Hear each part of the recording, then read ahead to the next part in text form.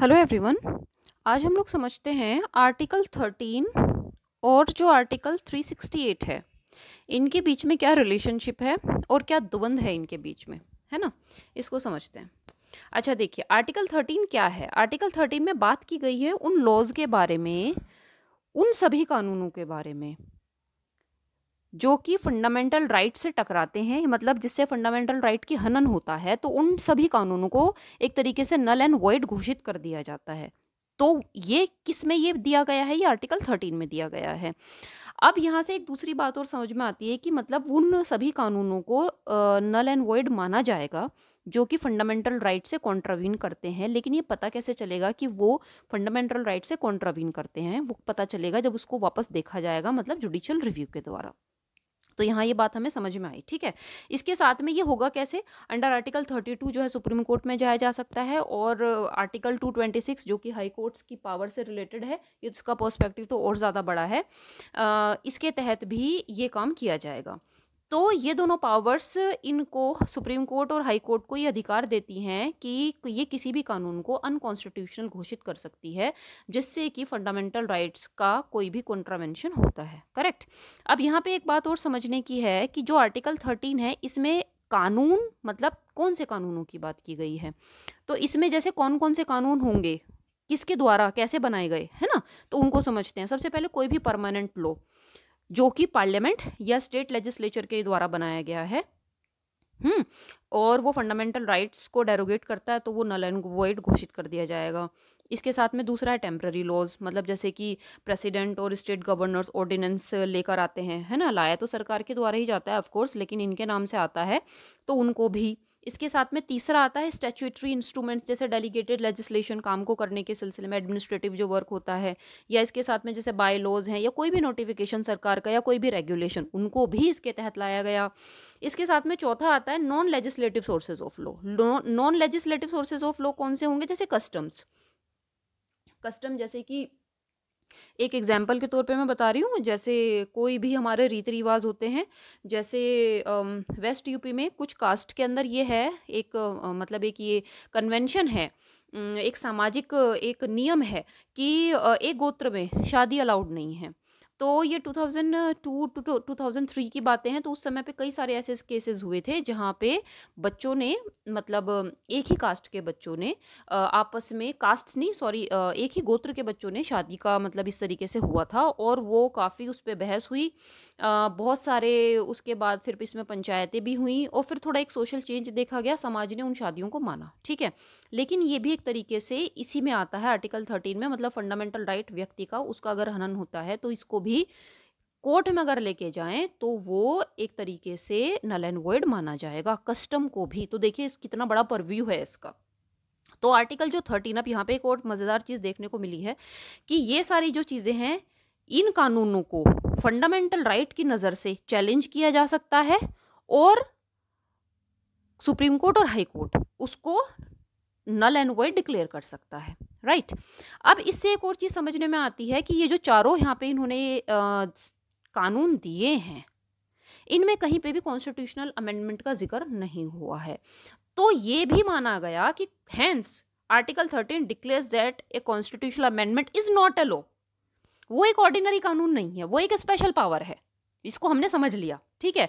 और वो उसको चैलेंज नहीं किया जा सकता है। मतलब अगर किसी कॉन्स्टिट्यूशनल अमेंडमेंट के द्वारा किसी व्यक्ति के अधिकारों का, फंडामेंटल राइट्स का हनन होता है, तो उनको सुप्रीम कोर्ट में 32 के तहत अनुच्छेद और हाई कोर्ट में आर्टिकल 226 के तहत चैलेंज नहीं किया जा सकता है, राइट। देखिए कितना इंटरेस्टिंग है ये, यहीं से ही पूरी बहस की शुरुआत होती है, ठीक है। अच्छा, इसके बाद आता है इससे क्या क्या चीजें हुई और उसके बाद क्या क्या बदलाव आए, वो थोड़ा सा हम लोग समझते हैं। देखिए गोलकनाथ केस। अच्छा, मैंने ये जो केसेस हैं इनको मैंने पूरा एलेबरेटली अलग से वीडियोस बनाए हुए हैं, तो आप जाके वहाँ पे उनको देख सकते हैं पॉलिटिकल सेक्शन में, ठीक है। अच्छा, तो अब गोलकनाथ केस में वो क्या हुआ, इससे रिलेटेड छोटा छोटा सा हम लोग समझते हैं। यहाँ पे क्या किया गया कि फंडामेंटल राइट्स जो है उनको सुप्रीम माना गया, करेक्ट। मतलब एक तरीके से उनको अमेंड नहीं किया जा सकता है फंडामेंटल राइट्स को, ठीक है। लेकिन केशवानंद भारती केस में जो सुप्रीम कोर्ट था उसने अपना निर्णय पूर्व का ये पलट दिया, ओवर रूल्ड कर दिया गोलकनाथ केस को। यहाँ पे इन्होंने पार्लियामेंट्री सुप्रीमेसी की तो बात कही, लेकिन पूरी नहीं। मतलब यहाँ पे इन्होंने बोला कि फंडामेंटल राइट जो हैं ऑफ कोर्स उनको एक तरीके से उनका हम एक तरीके से कॉन्स्टिट्यूशनल अमेंडमेंट किया जा सकता है, लेकिन बेसिक स्ट्रक्चर जो कॉन्स्टिट्यूशन का है उसे नहीं बदला जा सकता है। अब ये लाइन ही बहुत इंटरेस्टिंग है, ठीक है।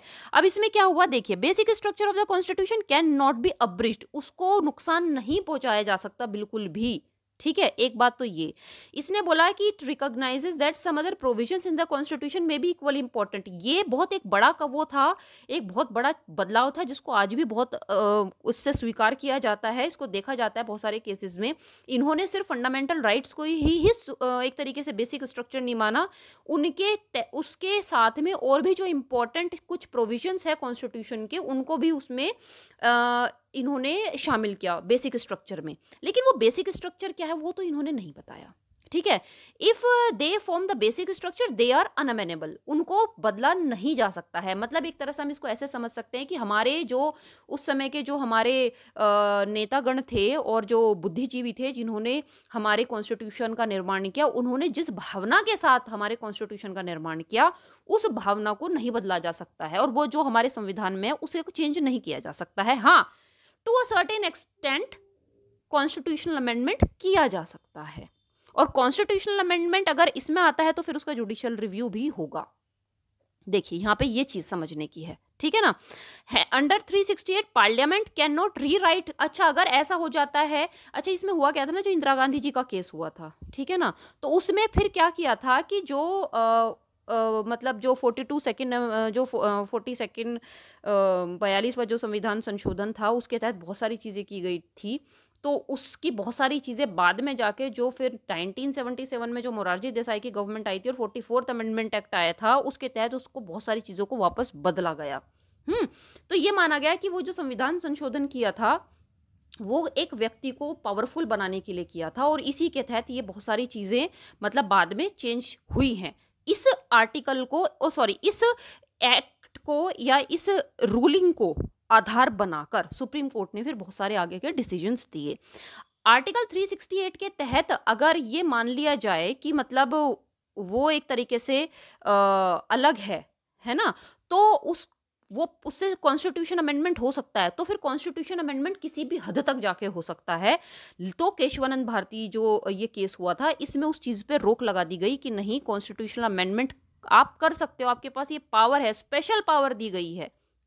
लेकिन इसका मतलब ये नहीं है कि आप पूरे कॉन्स्टिट्यूशन को बदल सकते हो। तो यहाँ पे इस वजह से बेसिक स्ट्रक्चर की जो बात है वो की गई। बेसिक स्ट्रक्चर का मतलब जैसे कि आर्टिकल 14, आर्टिकल 15, 16, 21, ये सारे के सारे जो आर्टिकल्स हैं ये बहुत इंपॉर्टेंट माने गए हैं, है ना, तो इनको नहीं बदला जा सकता है बिल्कुल भी, और इसके साथ में और भी अलग प्रोविजंस।